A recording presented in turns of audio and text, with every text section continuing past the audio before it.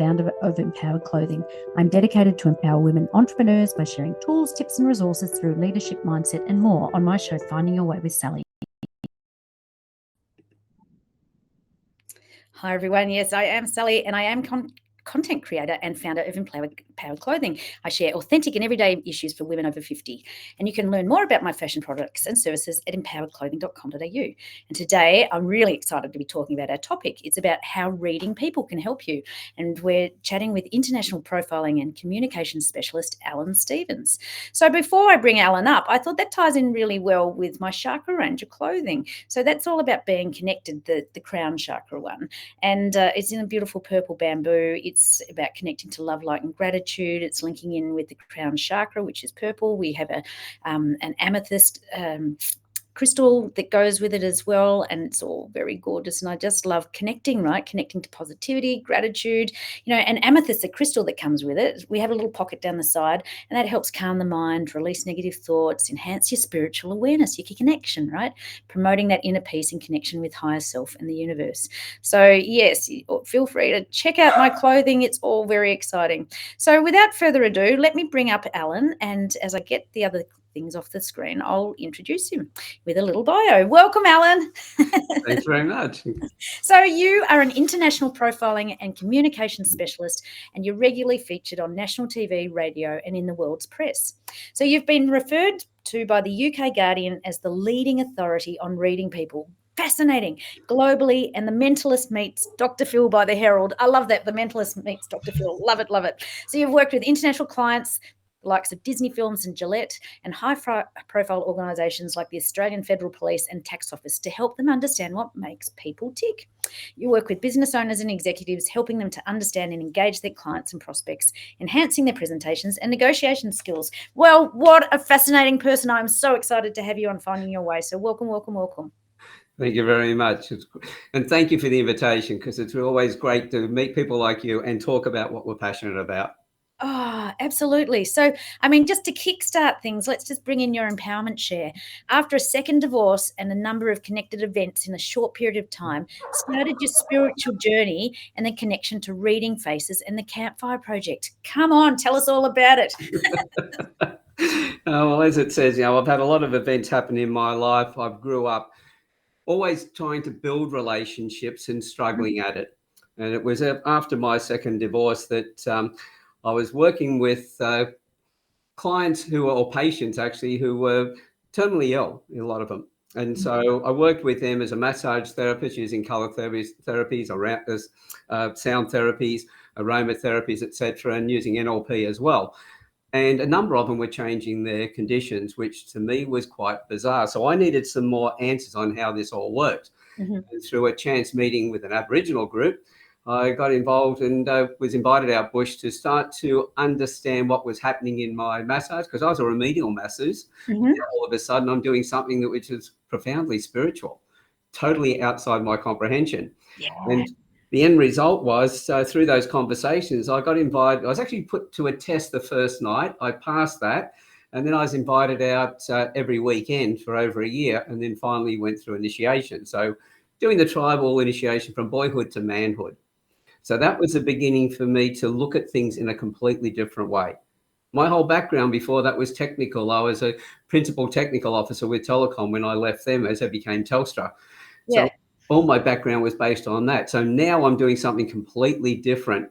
But in doing that, I realized I was focusing on helping other people create their relationships.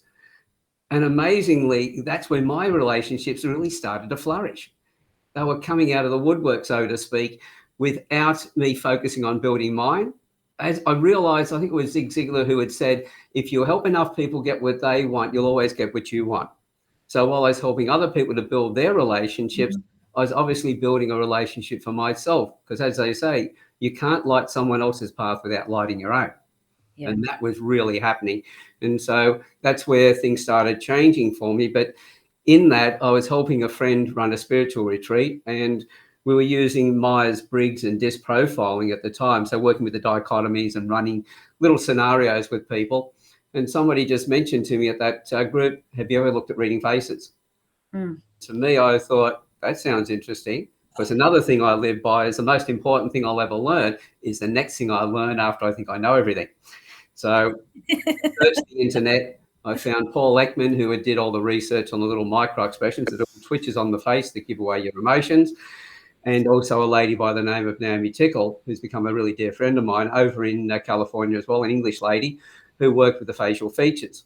Right. And then I realized that neither of them were doing what the other was doing, and no one else in the world was doing that either. And I realized the two correlated. Yeah. Facial features tell me how someone likes to think and process. So without asking any questions, without needing any questionnaires like Myers-Briggs or DISC or anything like that, if I've got your photograph, I've got your profile. And from there, then I know how to change the way I like to be spoken to, the way that you prefer to be spoken to. That's where the language comes in. And then I've got the feedback from the body language and the micro expressions that tell me, did I read you right? Is there something emotionally going on? And are you telling me the truth? And so I found it the most advanced and most effective way of reading people on the planet. It's the fastest way of doing it. Yep. As I say, all I need is your photograph. Well, I jokingly tell everybody I'm a social media stalker. I will go to your Facebook profiles, your LinkedIn profiles. If I can see your face, your personality. And then if you have got someone else to write your profile for you, I'll know that as well, because I'll look at the face and look at what you've written and know whether they correlate or not, whether you can really do, or you have the skills to do what you've said. If you're in your mature age, well, then you may have, it may not actually match, but I can say, you may have learnt the skills to do that. But if you're young and you're telling me that you've done all this stuff in the past, I'll know it, whether it's true or not. And that's what I teach people on how to interpret the same way. You're like a practical psychic. You know what I mean? Like, it's based on fact, Well, when I do a presentation, I like to walk out on stage and the first question will be, okay, who here would like to be able to read minds? And all the hands will go up. Yeah. And then I'll say, well, who would like to know what their spouse is thinking or their partner's thinking? And all the hands go up again. And I go, well, so would I. Nobody can do that, but I'm going to teach you the next best thing. And that's virtually what rapid trait profiling is all about.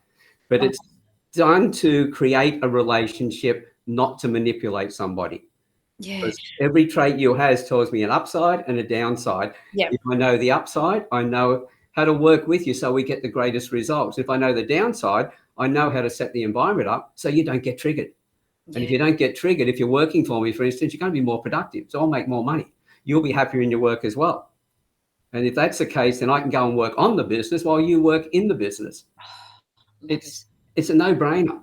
Yeah, absolutely. And this is the way forward, and, we started off when you were talking about how your background had been in like telecommunications, but it's all energy in a different way. Like you're just working, and there's so much to unpack here, but we don't have time to go the whole journey, but with the spiritual journey with the Aboriginals, and then, the massage turning into more spiritual sort of alignment, and just everything following the energy, but into a practical thing with the face. So, it must be the question on so many people's lips, but what about Botox? What about all the fillers, and what about all the enhancements? Again, I'm looking at about 68 traits, some in the shape of the body, the upper length of the body to the lower length, looking at the hand, not so much the lines, but the actual structure of the fingers, etc.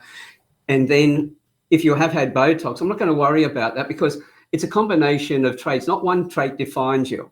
Yeah. Say, for instance, I love looking at your face. You've got those little lines out the side. Charm lines, babe. They are. By the way, a lot of people, when I give a presentation, I always ask people and say, right, you've heard the story that beauty's only skin deep, but ugly goes all the way to the bone.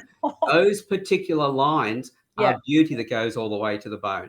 Yeah. If you don't have those lines in your mature age, then you've had a miserable life, or you've had Botox. Yeah. But if you've got no lines, I'm going to look at the corner of the mouth. If the corner of the mouth is turned down, I'm going to go, right, you probably haven't had Botox and you've been miserable all the time. So I really don't want to talk to you. I'll find somebody else to talk to. But if you've got the mouth turned up and there's no lines here, then yes, you probably had a bit of Botox, because it's not likely you've been unhappy all your life and all of a sudden you've been smiling a lot lately. So it's a combination of traits that tell me exactly what's going on. So you can hide some of the stuff, but you can't hide all of it. Yeah, I love it. I have just put up on the screen how to contact you, because so many people would be going, yes, yes, yes, read me, alanstevens.com.au or alan@alanstevens.com.au. So very briefly, do you want to touch on the Campfire Project, because that's such an awesome project? Yeah, well, I realised, especially talking to men in business, a lot of them didn't know their place at home or at work. When I asked them, give me one word, and they would say confused. And when I say confused about what? Well, as a family man, my job was to go out and bring the resources in. But now I'm told I'm physically and emotionally absent, so I can't be in two places at once, and that was causing some frustration and anger.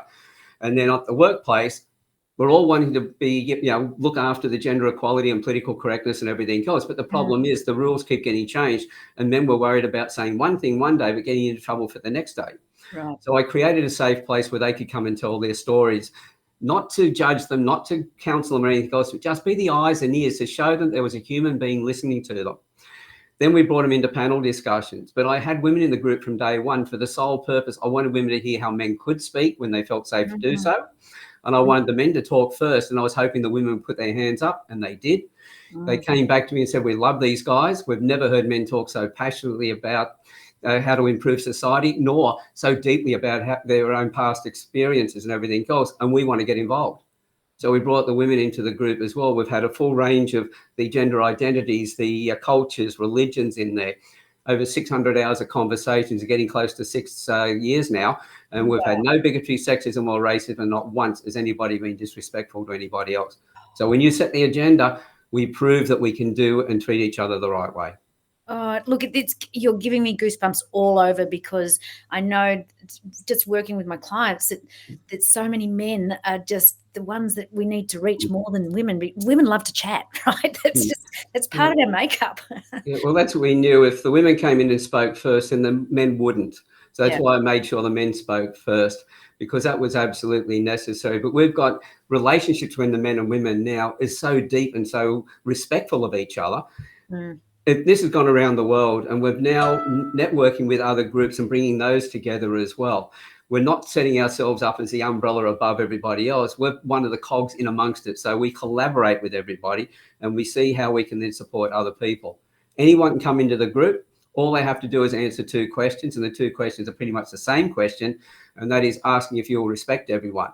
When people said to me, why the 2 questions? I went, right, there's your 2 chances, you don't get a third. People knew zero tolerance to anybody who was disrespectful. And because of that, it was under the hashtag we together, because it's only when we stand shoulder to shoulder that we fix problems. While we've got all these isolated groups talking about their little bit, the pendulum's just moving all over the place, and we're never coming together. We're pointing the finger at each other and blaming each other, and that's why we never get a solution to anything. Oh, just love it. Connection, communication, collaboration.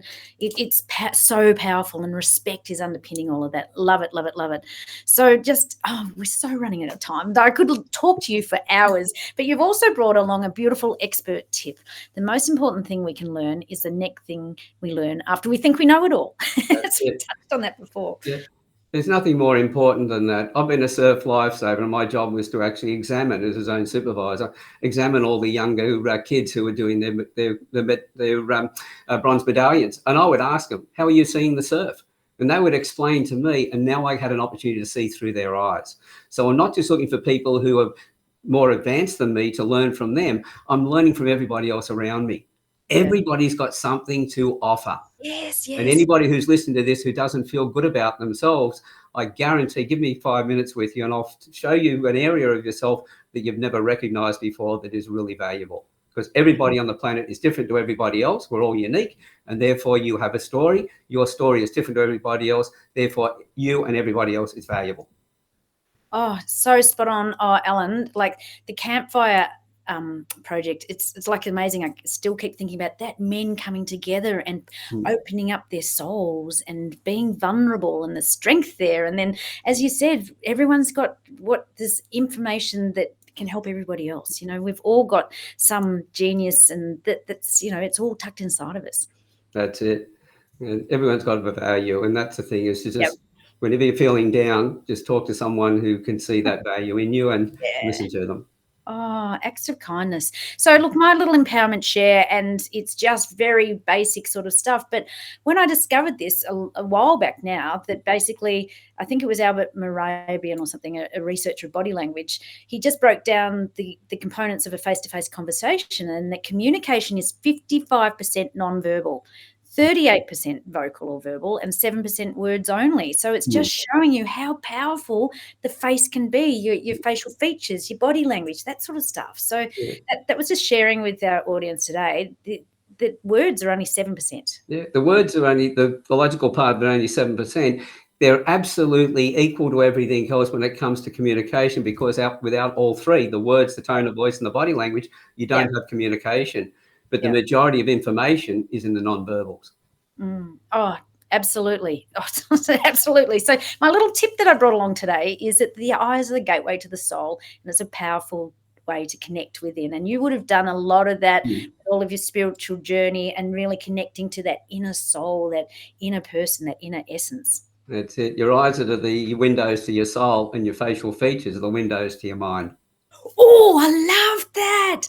Oh, I love that.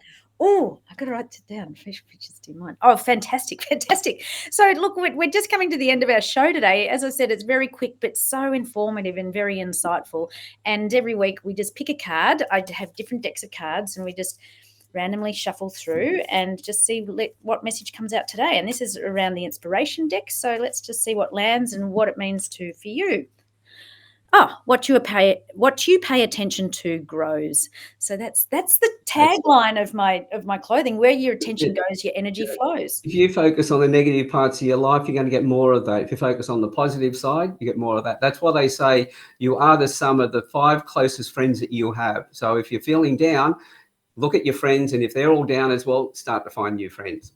Oh, everything's a choice. You can choose to be a Debbie Downer, play the victim, or you could be a Pollyanna and be positive and grateful. I know I'd rather hang around with you. But once you've done that, then you can go back and help the friends who were held down in the past. Absolutely. But you've got to be right in yourself, because as they say, the poor can't feed the poor. You have to be right in yourself to be able to enrich their life as well. Oh, look, we could chat to you for hours and hours. But as I said before, if anyone wants to reach out, they can contact you at alanstevens.com.au or email at alan@alanstevens.com.au. Well, thank you so much, Alan, for being a guest on Finding Your Way with Sally. And it's been such an insightful conversation. And reach out and, find out more about yourself and how you tick. Because once you understand yourself better, then you can help other people better as well. Well, it's not good English. Well, thank you very much. I'm going to drop you down into the green room. We look forward to catching up with you again shortly, and reach out to Alan. He's got so much golden wisdom inside, and what you're doing with the Campfire Project, amazing, amazing, amazing. So thank you. Thank you very much. We'll see you later. Bye. So yes, join me for another episode of Finding Your Way with Sally next Wednesday at 3 p.m. Pacific time, 5 p.m. Central, and Thursday at 8 a.m. Australian Eastern Standard Time. So Alan, so insightful, so much gold in there. So reach out and have a chat with him. And otherwise, I look forward to catching you all next week. See you later. Bye. You can learn more about my services and products at sallyestlin.com. Make sure to join me every week for a new episode on the SWE Media Network YouTube channel and wherever you listen to podcasts.